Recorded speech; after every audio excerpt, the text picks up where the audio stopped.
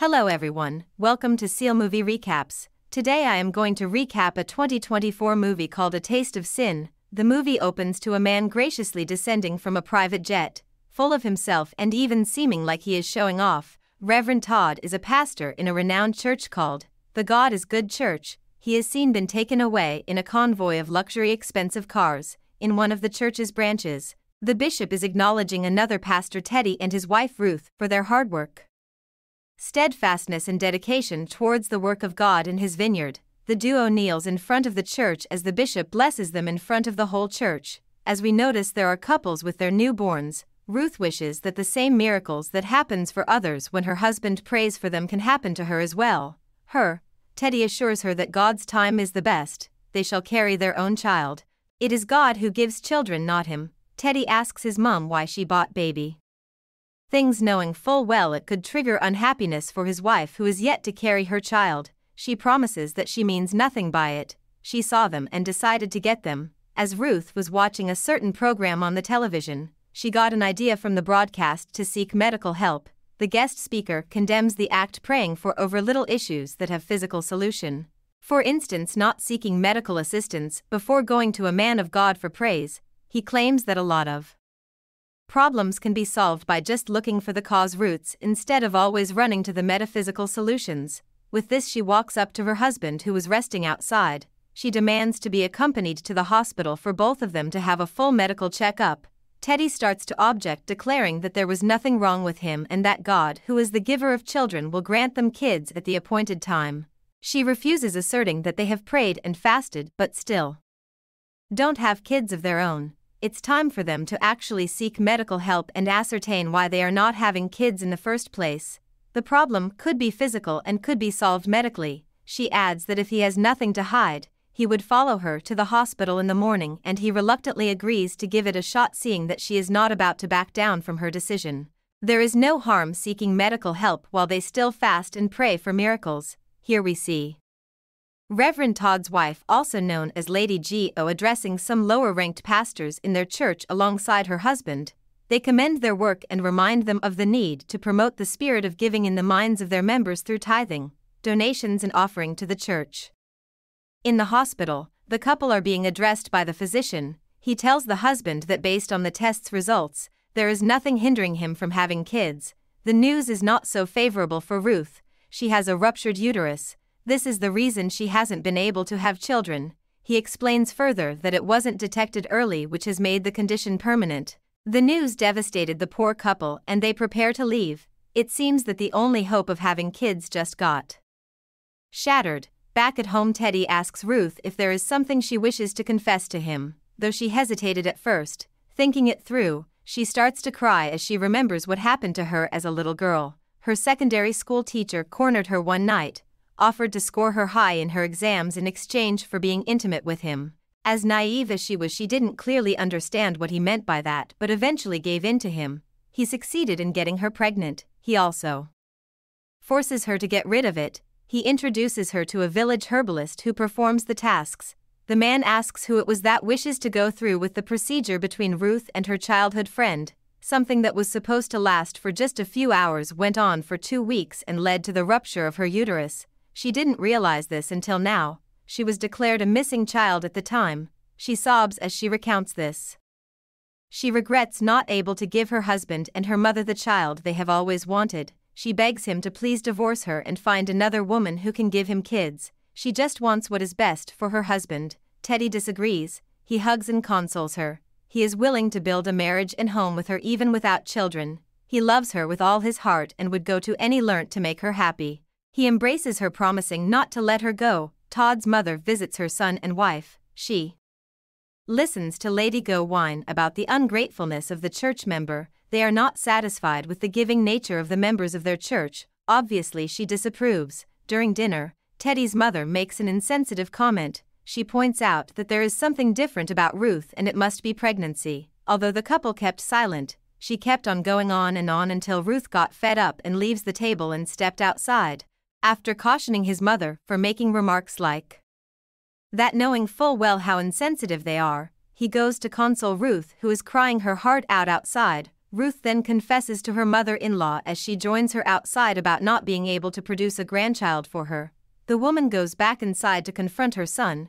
He didn't hesitate to shun her from interfering in his marriage, but that didn't prevent Ruth from crying all the time. The bishop's secretary announces the arrival of Teddy and Ruth in his office. They came to inform the bishop about the medical revelation they just had and to have the bishop pray for them. After the meeting, they went away. Ruth decides to pay her old secondary school teacher a visit to gain closure, so she bids her husband farewell. She knows she can only have peace if she confronts her past. There is a conference where in attendance is Reverend Todd and his associates, Teddy in the company of Anita.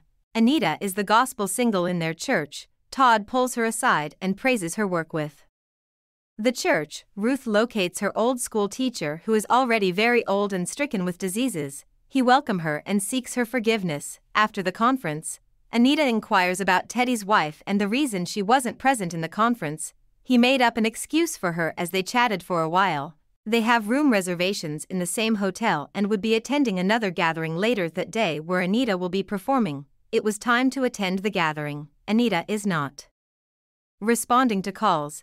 Teddy decides to go check on her after gathering her room number from the receptionist of the hotel. He sees her in a compromising state when he got there. Ruth, on the other hand, confronts her childhood friend for not telling her what had transpired all those years ago. She apologizes, saying that she didn't want to ruin what Ruth has with her husband.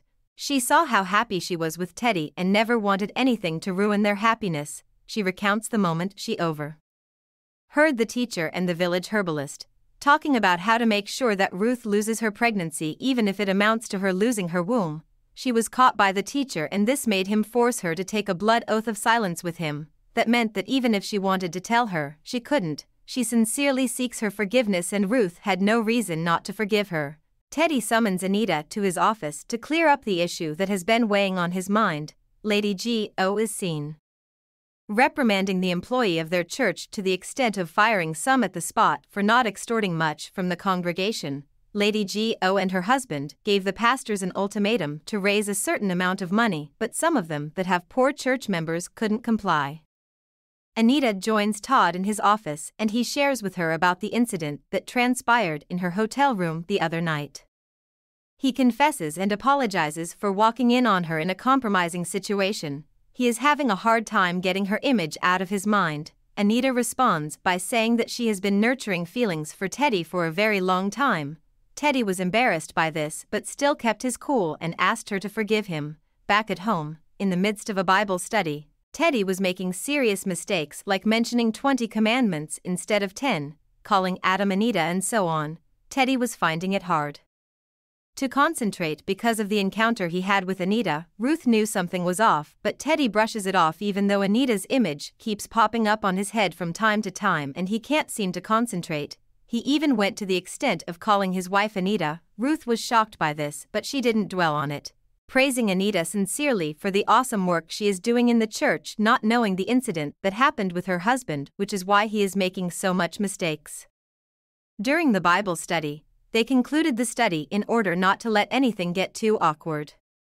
The next day, Teddy dresses up in a very nice attire ready to go out. He tells his wife that he has some things to take care of. Ruth praises her husband's elegant look, chimes words of praises and hypes him up. Unbeknownst to her what her husband is up to, she walks him to his car, prays for him and praises him, bids him farewell. She is always supporting him, always happy for the success of her husband. Teddy drives off, goes to Anita's house, walks up to her door, hesitated a little, perhaps wondering if what he plans to do is the right things, reassures himself and proceeds. Before entering, he removes his ring and keeps his Bible outside, knocks on the door. Anita answers and welcomes him to her house, though surprised to see him. She never though he will show up in her doorsteps. While inside, Teddy confesses that he came to fight his feelings for her, but he can't seem to fight it anymore. Anita, on the other hand, is not at all surprised by the turn of events. She was aware that he was in her apartment back in the hotel and pretended not to know, instead gave him a show, and they became intimate. Todd is seen asking out his errand girl on a date. The poor girl doesn't know how to respond, knowing he is married and also her pastor. It seems that this is not new to Todd, having extramarital affairs with random girls. Teddy returns home, though he is visibly seen to be troubled. Ruth couldn't make out exactly what was wrong with him. She concluded that it must be her inability to give him kids. She advises him to not listen to what people will say and divorce her. She wishes him happiness even if it amounts to him leaving her for another woman who can bear him children. But that is not at all what the problem is. He refuses to divorce and reassures her that he is not thinking about divorce or anything of that sort. They continued as if nothing happened. A philanthropist approaches Reverend Todd with a huge sum as donation for his church. Todd, who seemed indifferent at first, as soon as he saw the cash began to pray for the lady and personally took the money. Teddy's mother is still worried that she will never be a grandmother. She suggests that her son takes up another woman who would bear him children. Teddy says that they can always adopt. After all, there are a lot of kids out there looking for homes. His mother forbade him, asserting that it is not the same thing as a child from his loins. She didn't adopt him, so he shouldn't think of adopting anyone. Teddy gives his mother a stern warning never to bring up such issues again. He wouldn't want his wife being worried in her own home. While at the office, Teddy gets a text from Anita who says she is pregnant. He sought her out to confront her. He asks her to get rid of it because the news will cause a scandal. She hesitated at first, saying he could send her abroad to have the baby, but later succumbed but requested his presence at the hospital if she is going to go through with it. He reluctantly agrees to accompany her for the procedure. He doesn't want to be seen in a hospital with a lady who is not his wife. People can put the pieces together and know what is going on. At home, Teddy's mom is relentlessly supplying his son with the photos of the women she wants him to choose from, unbeknownst to the wife. Back at the hospital, Anita was having strange feeling but shook it off. She asks the doctor where Teddy is and was told he is in his office. They went ahead with the procedure. After a while, the doctor goes to meet with Teddy. He informs him that there has been some kind of complication. He asks him to sign some paperwork before they could proceed. A nurse announces trouble with Anita. The same nurse sneaks to get the word out that Anita just died in the hospital where she works, in the company of Pastor Teddy, after an attempt to get rid of a pregnancy.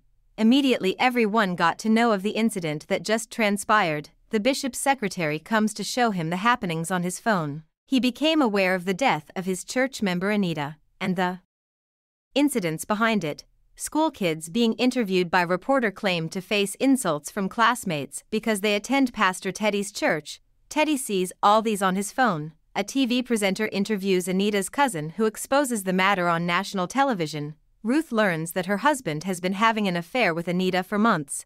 Another presenter interviews a lawyer who analyzes the situation, saying that Teddy isn't to be crucified because the act was done between two consented adults. Although it led to an unfortunate incident, Teddy shouldn't be held accountable for her demise. Teddy was arrested. Ruth visits Teddy in prison. She reprimands him, lets him know how his actions hurt her, but the most painful part is the abortion part. He knows full well that he doesn't have any kids yet allows himself to indulge in such a dreadful act. She tells him that though he has fallen today, she prays that he should rise again. He allowed the evil one to drag him down. This doesn't mean that with great determination and discipline that he won't rise again. She encourages him not to lose hope and departed. With her words echoing in his mind, Teddy ponders on his wife's wisdom. On the other hand, Reverend Todd and his wife decided to make a public statement about Anita's demise. They couldn't believe that they haven't done it yet. This is because it is a good opportunity to put a word out there for his followers on social media. He says that it is a regrettable action, a dent on the image of the church, by a man of God. He also prays for the repose of the soul of Anita, whom he was fond of. He adds that givers never lack. He doesn't pass up any opportunity to promote giving in the hearts of people. All he cares about is getting money from his congregation any means necessary. Ruth goes to see the Archbishop. She explains to him that her husband has always looked up to him. Teddy considers him his role model, though he has fallen from grace after failing on his calling and God himself. She asks the Archbishop to pray for her family. The burden is obviously too much for her and her husband to bear. She sobs, helpless, in need of support. The Archbishop prays for her and tells her that Teddy needs to confess his sins and be truly repented. Only then shall he rise from the ashes. If not, the misfortunes will continue to unfold in his life. Over and over again, she goes on her knees. Teddy's mom slaps him across the face and questions him why he did what he did. Just like Ruth, she was infuriated when she learnt of the incident, but what is more hurting is the fact that he went ahead to abort a child that he doesn't even have. She scolds him for his actions. Teddy makes it clear that he doesn't wish to be visited by anyone anymore. He wishes to pay for his action by serving his sentence in peace. When he gets out eventually, she can see him then. The bishop addresses the church on the update about Pastor Teddy. The church's council of elders, though grateful to Teddy for all his selfless acts, decided to suspend him from all church-related activities till further notice. It wasn't an easy announcement to make, considering the fact that he was fond of Teddy, but the church has to come first. The archbishop continues to pray for Ruth and her husband, seeking the mercy of God on their behalf. Consequently, Teddy is released from prison. The archbishop also prays for the recovery and faith of Teddy. Ruth suggests that they leave town, but he believes that it is what the devil wants. He wishes to face the situation head-on, with God's help, of course. Next, the couple goes to see the bishop. Teddy goes on his knees, very remorseful about what he did. He asks the bishop if he has lost faith in him. The bishop merely asks him if he has lost faith in himself. Teddy tries to return the keys to his car and house, saying he no longer feels worthy of them and wishes to return them to the church, but the bishop asked him to keep them. Teddy wishes to start a new life with his wife. Ruth hugs him and the bishop blesses them. Teddy picked himself up and started preaching in the streets and roadsides. He rejects money from people who offer it to him. He kept on preaching and reaching the people that he could. Todd's mom hears that his son was sick and came to check on him, only to discover that it was all a plot to con money from the church. She was disappointed and questions his morals. She reminds him that what if he actually falls sick? He is certain that it won't happen because he goes for regular checks. Teddy is seen preaching and teaching the word to little boys who are eager to know God. Just as Todd's mom predicted, Todd suddenly falls to the ground. A voice, which seems to be the voice of God, urges him to stand, since he claims to have his life in his hands. His wife and child discovers him on the floor. They rush him to the hospital. The wife explains to the doctor that he was fine 1 minute and fell the next. No one seems to know what is wrong with him. Teddy is still preaching to some people at a store. They recognized him as the disgraced pastor, so they were aggressive with him, pouring dirty water on him. It's been 1 month since Todd fell sick. His mother cries to God and blames the kind of woman her son married for his current predicament. Ruth tells Teddy to stop preaching to people that treat him badly. She tells him Anita's passing is still fresh in the mind of the people and it's best to lay low. Things could have been worse. Teddy trusts God's protection over his life. He is going to be steadfast with his ministration. The very next day, he encounters a cripple. The poor man recognized and asks him to pray for him. Teddy is reluctant because he has started to doubt himself. The cripple insists. He is full of faith. He believes that Teddy can heal him, so Teddy passionately prays for him. The faith of the cripple ignited the faith of Teddy. What happens after will be revealed later. In the bishop's office, Teddy looks rejuvenated together with his wife. The bishop praises him for not giving up. Teddy sincerely praises the bishop for not giving up on him. Even though he was ostracized from the church, the bishop always kept in touch, encouraging him and cheering him up. It was then revealed that when Teddy prayed for the cripple, he was stood up from his chair and was healed. Teddy says that God never gave up on him, he just wanted him to repent and pick himself up. That miracle rekindled the faith of people in him. He was humble enough to take on his punishment, asked for forgiveness. The bishop is so happy with the progress they have made as a couple and as preachers of the gospel. The bishop prays for them, welcomes them back to the Lord's vineyard. The church is back to how it was before. Next we see Teddy and Ruth leading the congregation. Teddy shares with them a story from the Bible, how God lifts his people from the very bottom when they don't give up on their faith. The couple couldn't be more happy serving the church once again. On the other hand, months have gone by and no one seems to know what the problems is with Todd, not even the doctors. The wife is getting more worried by the day. Ruth and Teddy are seen praying and praising God one day. A lady walks up to them. It's a relative of the old school teacher of Ruth. She brings the news of his passing. Ruth recalls the encounter she had with him, how he was happy to see her as a heavy load is lifted off his shoulders while he prayed that God grants her her heart's desire. The visit gave the both of them peace and that was all that mattered. Back at the hospital, the doctor suggests to Lady G.O. to fly her husband to India, since he can't seem to detect what the problem is with Todd. In the next scene, the doctor tells Lady G.O. that her husband has passed. During the burial she encounters Ruth, who tells her that they should pray for Todd. All these were a revelation to Lady G.O. As she regains consciousness, she calls Ruth to please come and pray with her for her husband. The revelation urges her to get Ruth to pray for Todd in order not for him to pass away. After hearing from Lady G.O., Ruth agrees to come and pray for Todd, but before she did, she calls the bishop to inform him of the situation. The bishop advises her that if he has repented and is sorry for his sins, Todd will be healed. She should go ahead and pray for him. As soon as the bishop finished with the call, he too began to pray for Toddy to recover. The archbishop's voice is also heard praying for Todd to recover. Ruth arrives at the hospital and prays for Todd together with his wife. Todd miraculously regains consciousness, witnesses the people praying for him. He repented sincerely. Once he was back on his feet, he goes to see the archbishop in humility to confess his sins and ask for forgiveness. He kneels in front of the archbishop, bare, a changed man. The archbishop prays for him and blesses him. As the scene shifts, Ruth breaks the news of her pregnancy. Apparently she wasn't feeling well and went to the doctor for checkup and was blessed with the news. It is nothing short of a miracle. Please don't forget to subscribe for more recaps like this. Also like and comment the movie you want us to recap for you.